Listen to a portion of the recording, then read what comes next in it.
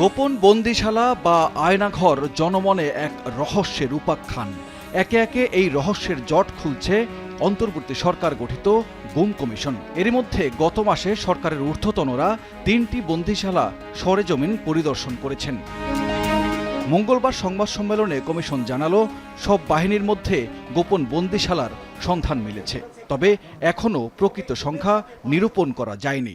প্রত্যেক বাহিনীর কম বেশি আছে এবং এক্সাক্ট নাম্বার বলা মুশকিল, কারণ আমরা এখনো পাচ্ছি। আমরা এমন একটা জায়গা পেয়েছি যে পুলিশ লাইনের ভিতরে কারাগারের মতো গোপন বন্দিশালা তৈরি করে রাখা হয়েছে। বগুড়ায় পেয়েছি, এগুলো গত 15 বছরের মধ্যেই বানানো হয়েছে, সম্ভবত গত 10-12 বছরের ভিতর।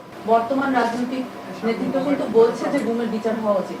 এখন যারা এই বিচার কার্যে বাধা প্রদান করছেন, অর্থাৎ ধরেন জেনারেলদেরকে পালিয়ে থাকতে সহায়তা করছেন বা কোনো ধরনের সেফ প্যাসেজ দিচ্ছেন, তারা কিন্তু ওপরের আদেশে করছেন এই এক্সকিউজটা ব্যবহার করতে পারবেন না।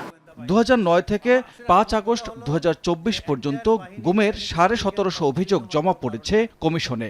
এর মধ্যে 330 জনের এখনও হদিস মেলেনি। ভারতের কারাগারে বন্দী 1067 বাংলাদেশের তালিকা ধরেও খোঁজ করেছে কমিশন। গুমের শিকার হয়ে ফিরে না আসা 330 জন ব্যক্তির বর্তমান অবস্থা বা ভাগ্য সম্পর্কে অনুসন্ধান চলমান আছে। বেঁচে থাকার সম্ভাবনা ক্ষীণ, জেনারেলি স্পিকিং, কিন্তু কয়েকজন বেঁচে থাকতে পারে, ইন্ডিয়ান জেলে থাকতে পারে। তো আমরা তো এগুলো দেখতেছি, ক্রস চেক করতেছি। কমিশন বলছে, বন্দিশালায় নির্মমতার শিকার ব্যক্তিদের গুমের সঙ্গে জড়িত সরকার প্রধান ও উচ্চ পর্যায়ের লোকজন।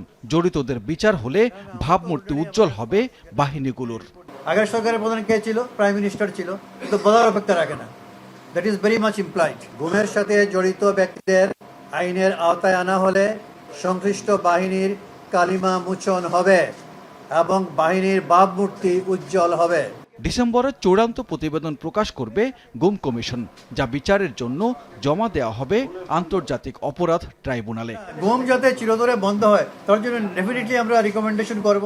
সানবীর রূপল, সময় সংবাদ, ঢাকা।